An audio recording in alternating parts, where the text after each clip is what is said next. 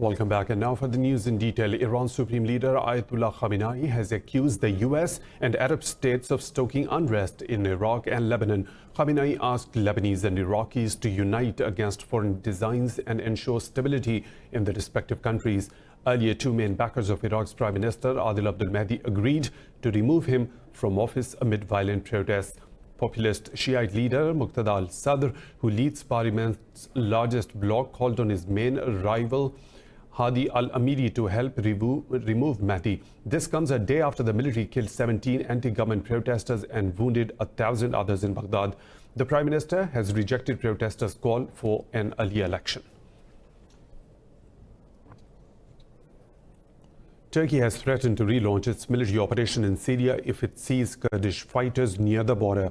The threat came after Russia promised Turkey that Kurdish fighters had left the Syrian-Turkish border area. Turkey's President Tayyip Erdogan has previously ruled out any further military offensives inside Syria. But speaking at a meeting of the Astana trio's foreign ministers in Geneva, Turkey's Mevlut Çavuşoğlu warned Ankara will not compromise on its security. In a joint statement, the foreign ministers of Turkey, Russia and Iran welcomed the inauguration of Syrian Constitutional Committee. The three countries repeated their intent to combat terrorism and disrupt separatist agendas in Syria. UN Special Envoy for Syria, Geir Pedersen, met the three foreign ministers yesterday to discuss the Constitutional Committee. The working group will today meet in Geneva for the first time to discuss the end of Syria's 8-year civil war.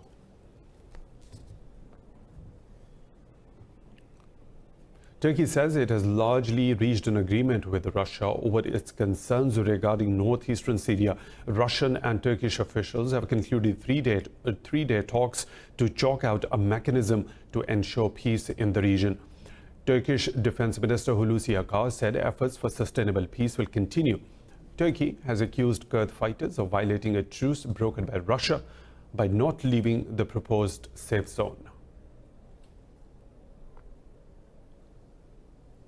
On the other hand, the US House of Representatives have voted overwhelmingly to impose sanctions on Turkey over its offensive in northern Syria. Ankara has strongly condemned the move, saying it contradicted a ceasefire agreement reached with the US on October the 17th. House members voted 403 to 16 in favor of the legislation. The curbs will hit Turkish institutions and officials. The bill will freeze the assets of senior Turkish military and political leaders and block future travel visas to the US. It prohibits arms transfer to Turkey if the weapons could be used in Syria. The bill also orders an investigation and report on Turkish President Recep Tayyip Erdogan's personal finances. Representatives of Manipur's Maharaja Lishimba Sanjuaba have announced their separation from India. Manipur State Council Chief Minister Yambin Biren and the Ministers of External Affairs and Defence formed a state council. In London, the leaders have formally launched the exiled government on behalf of Maharaja Sanjuaba. They called upon all members of the UN to recognize the exiled government of Manipur. The government will be based in central London. The officials said they sought asylum in the United Kingdom last month, adding that they fled persecution and repression by India. The chief minister said the Modi government believes in the annihilation of small nations and communities for Hindutva supremacy.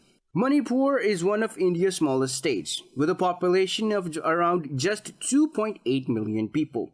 It's one of the so-called Seven Sisters, which is a group of restive northeastern states.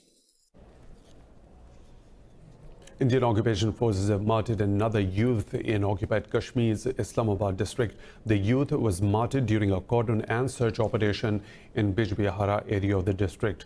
The forces earlier martyred 3 Kashmiri youth in Pazalpura area of the valley's Islamabad district. 12 civilians have been martyred across the valley during such fake operations in the running month so far.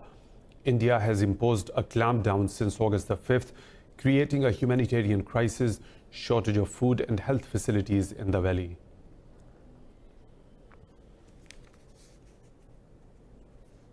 The Indian civil society has held a demonstration in New Delhi to protest India's oppression and illegal annexation of occupied Kashmir. People from all walks of life, including academics, artists and students, participated in the protest organized at Jantar Mantar crossing.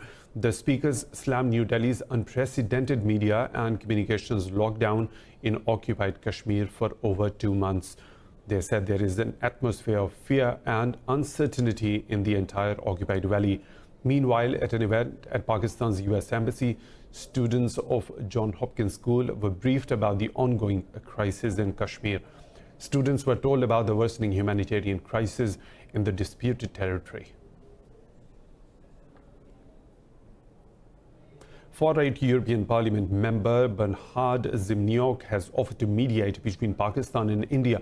The German politician is among the 23 MEPs currently visiting occupied Kashmir at the invitation of Indian government.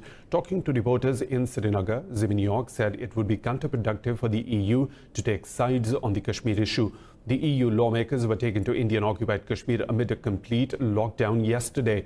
Indian occupation authorities did not allow Kashmiri journalists to attend a press conference held by the European politicians.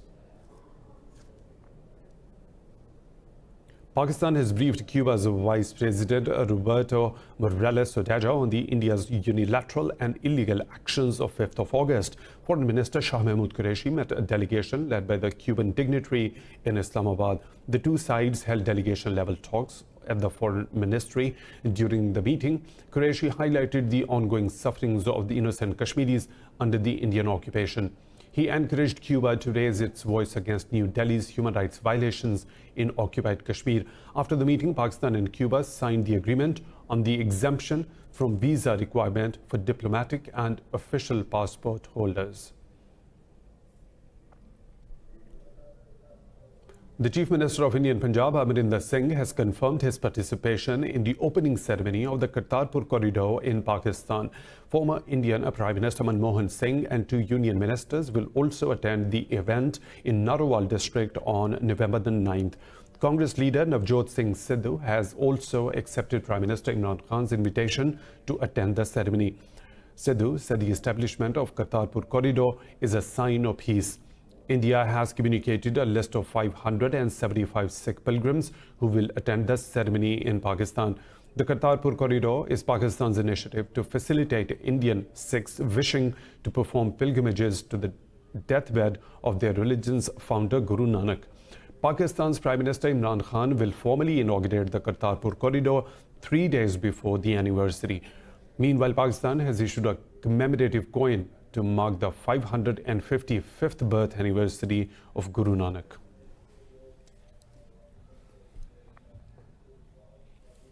US Secretary of State Mike Pompeo has asked Lebanon's political leaders to form a new government more responsive to people's needs. In a statement, Pompeo said the Lebanese people have sent a clear message with their peaceful protests over the past 13 days. Meanwhile, the Lebanese army urged protesters to open blocked roads so life can return to normal after 13 days of demonstrations. The protesters celebrated in the streets when Prime Minister Saad Hariri resigned after 2 weeks of protests. Hariri says he wanted to give a positive shock by stepping down and put the country's dignity and safety first.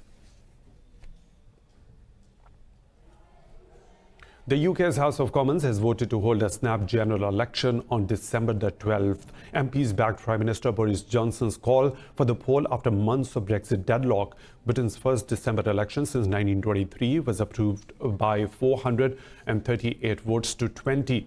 Leader of the opposition Labour Party, Jeremy Corbyn, has described the coming election as a once-in-a-generation chance to transform Britain. The bill is expected to become law later this week after approval by the House of Lords.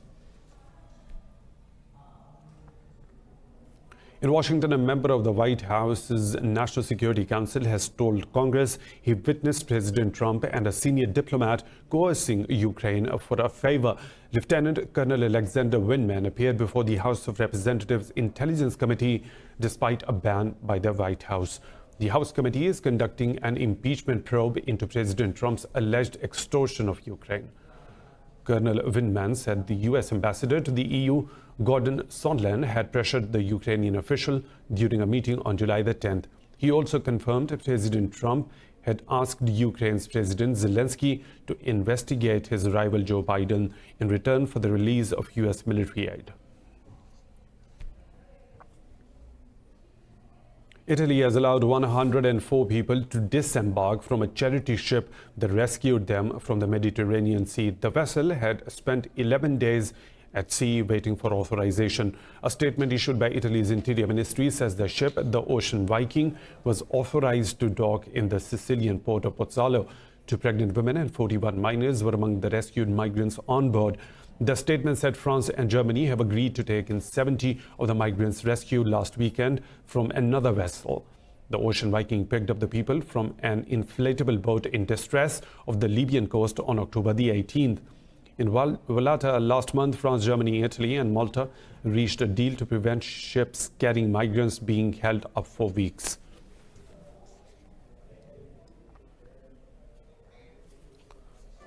More stories to follow, but right after a short break. Stay tuned with Indus News.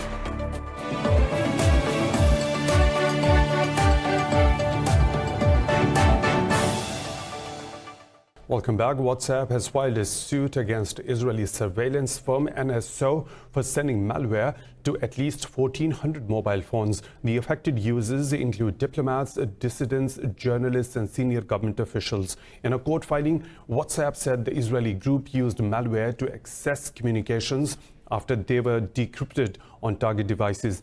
It said NSO created WhatsApp accounts and transmitted the malware over the WhatsApp servers in April and May. The lawsuit has revealed that affected users had mobile numbers from countries including Bahrain, Mexico, and the UAE. WhatsApp says it has sought an injunction banning NSO from using its services. NSO denies the accusations, saying their technology assists law enforcement agencies in fighting terrorism. In Cameroon, at least 42 bodies have been recovered from a landslide in western Bofasam. State television says 34 are still missing. A landslide caused by heavy rain destroyed a dozen homes in the area on Monday. Rescue teams are still trying to find the survivors. The government has released $40,000 in aid to help the local community.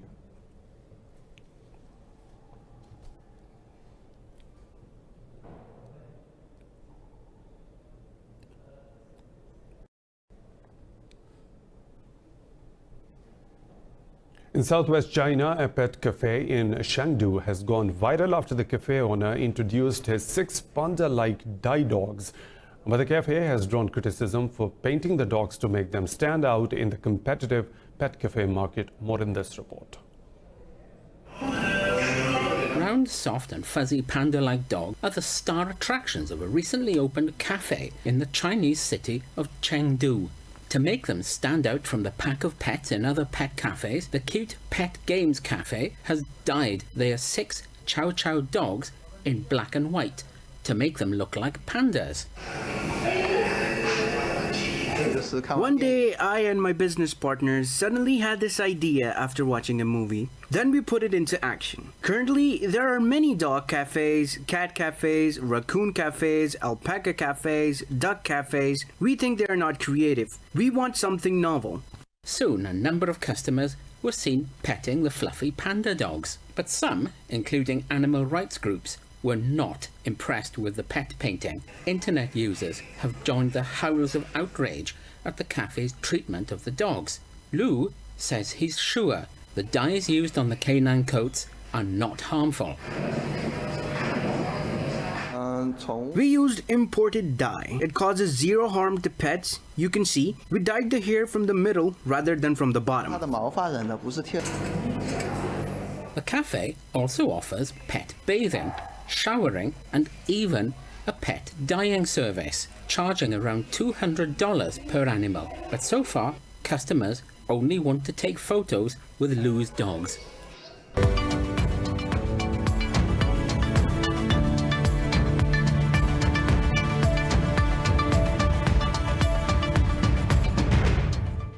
Well, Philippine stock markets are trading mixed on reports that a mini trade deal between the US and China could be delayed. Investor fears dragged on major Asian indices, which all closed 0.5% lower. Frankfurt's DAX index has lost a fraction after Deutsche Bank reported third quarter losses of 832 million euros.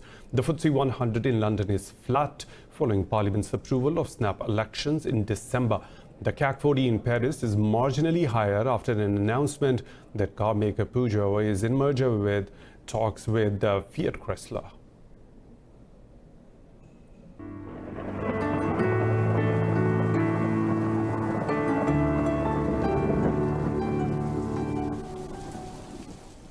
Another weather situation from around the globe.